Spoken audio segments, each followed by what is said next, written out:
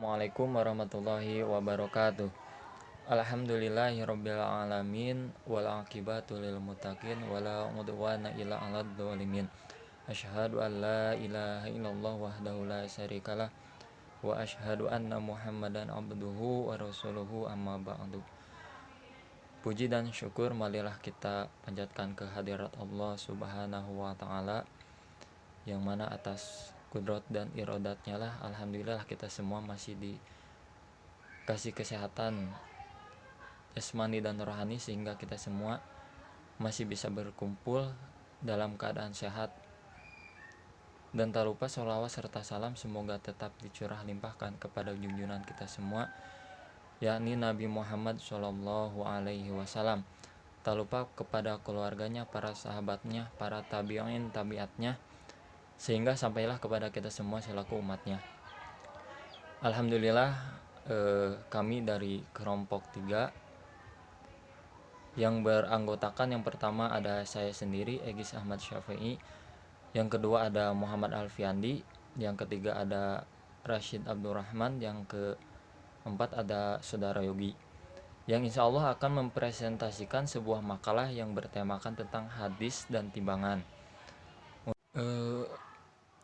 Materi pertama yaitu pengertian timbangan.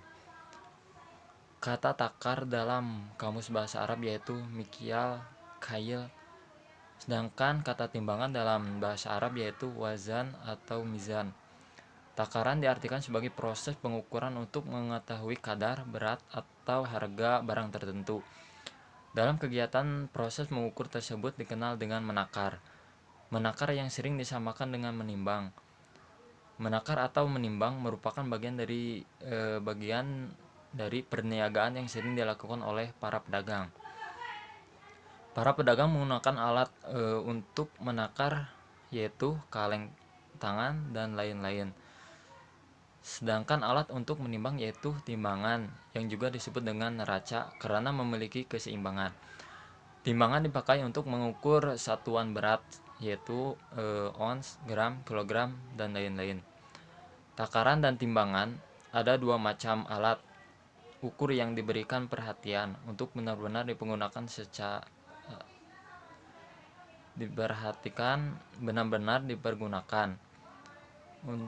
secara tepat dan benar dalam perspektif ekonomi syariah, termasuk di dalam hal-hal yang terkait dengan muamalah adalah penipuan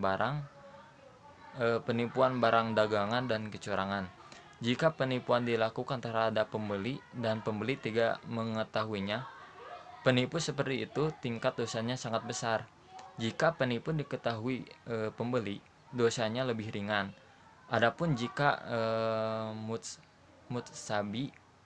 mutsib atau petugas hisab meragukan kebenaran timbangan dan takaran di pasar, ia diperbolehkan mengujinya. Dasar hukum timbangan. Allah memerintahkan agar jual beli dilangsungkan dengan menyempurnakan takaran dan timbangan, sebagaimana firman Allah dalam Quran surat Al-Isra ayat 35, dan sempurnakanlah takaran apabila kamu menakar, dan timbanglah neraca yang benar, itulah yang lebih utama dan lebih baik akibatnya. Di samping itu, Allah Subhanahu wa taala mencegah mempermainkan timbangan dan serta melakukan kecurangan dalam menakar dan menimbang. Sebagaimana firman Allah dalam Quran surat Al-Mutaffifin ayat 1-6. Kecelakaan besarlah bagi orang-orang yang curang, yaitu orang-orang yang apabila menerima takaran dari orang lain, mereka minta dipenuhi. Dan apabila mereka menakar atau menimbang untuk orang lain, mereka menguranginya. Tidaklah orang-orang itu menyangka bahwa sesungguhnya mereka akan dibangkitkan pada suatu hari yang besar, yaitu hari ketika manusia berdiri menghadap Tuhan semesta alam. Nas Al-Quran ini menunjukkan bahwa orang-orang yang curang, yang diancam oleh Allah dengan kecelakaan yang besar, mereka menakar untuk orang lain, bukan menerima takaran.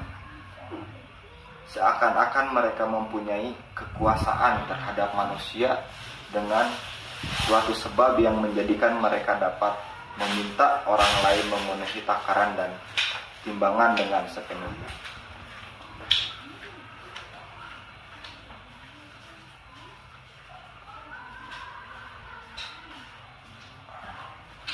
Pelajaran dari ayat-ayat tersebut: satu, ancaman berat bagi orang-orang yang curang dalam jual beli atau transaksi. Kedua, bahaya curang dalam takaran dan timbangan.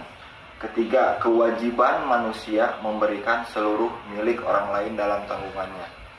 Keempat, pentingnya untuk memahami agama. Kelima, kewajiban menepati akad atau menyempurnakan takaran dan timbangan sudah ada dalam syariat-syariat sebelumnya.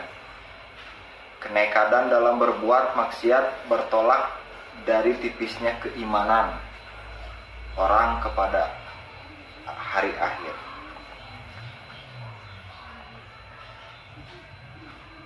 Keenam, semua mempertanggungjawabkan semua perbuatannya di dunia di hadapan Allah Subhanahu wa taala. Ketujuh, setiap orang harus adil dalam seluruh ucapan dan perbuatannya. Ada suatu hadis sabda Rasulullah Shallallahu Alaihi Wasallam, tidaklah mereka mengurangi takaran dan timbangan kecuali akan istiqamah paceklik, susahnya penghidupan dan kezaliman penguasa atas mereka. Tidaklah mereka menahan zakat atau tidak membayarkannya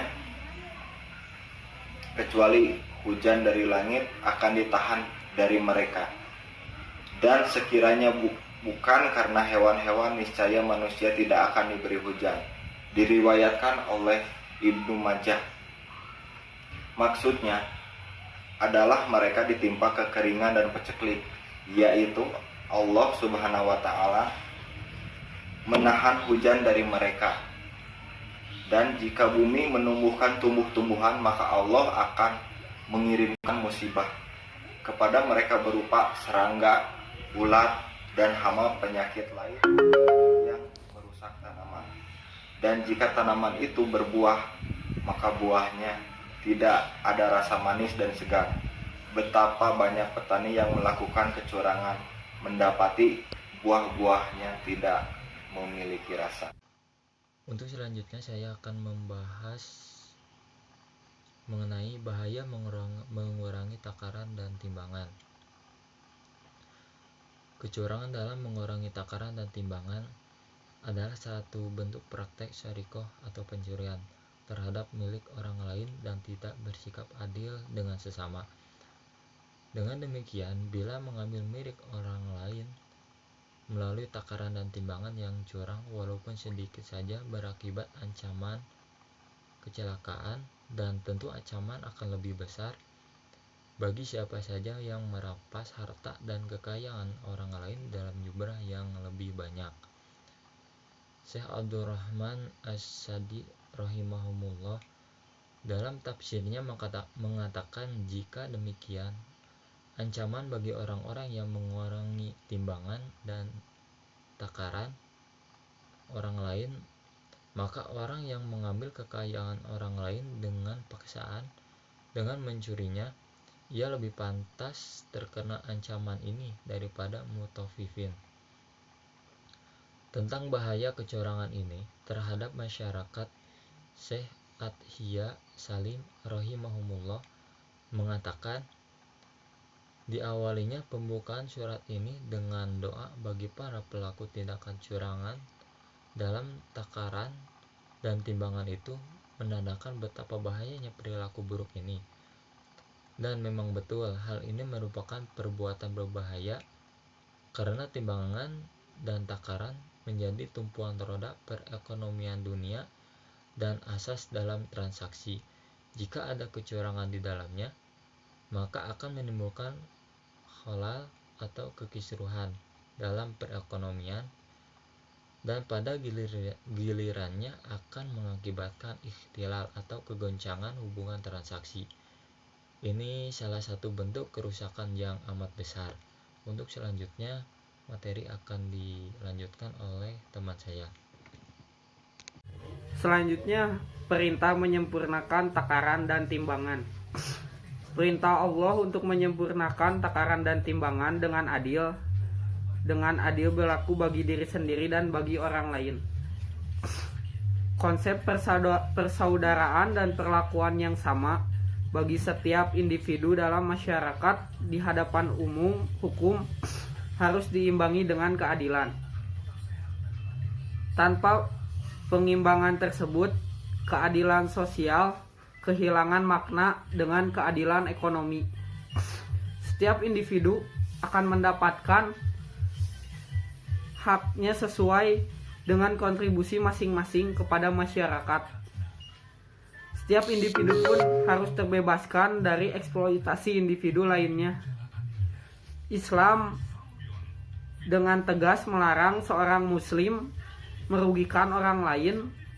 Islam dengan kesempurnaan, kemuliaan, dan keluhuran ajarannya memerintahkan umatnya untuk menjalin muamalah dengan sesama atas dasar keadilan dan keridhaan. Kesimpulannya adalah takaran adalah proses mengukur atau mengetahui kadar, berat, atau harga barang tertentu. Menakar atau menimbang merupakan bagian dari perniagaan yang sering dilakukan oleh perdagangan. Melakukan kecurangan dalam menakar atau menimbang adalah sesuatu kecelakaan yang sangat fatal dan tertulis dalam Al-Quran. Sebagai pedagang kita tuntun untuk berbuat adil, karena curang sama saja dengan mencuri atau mengambil yang bukan hak kita.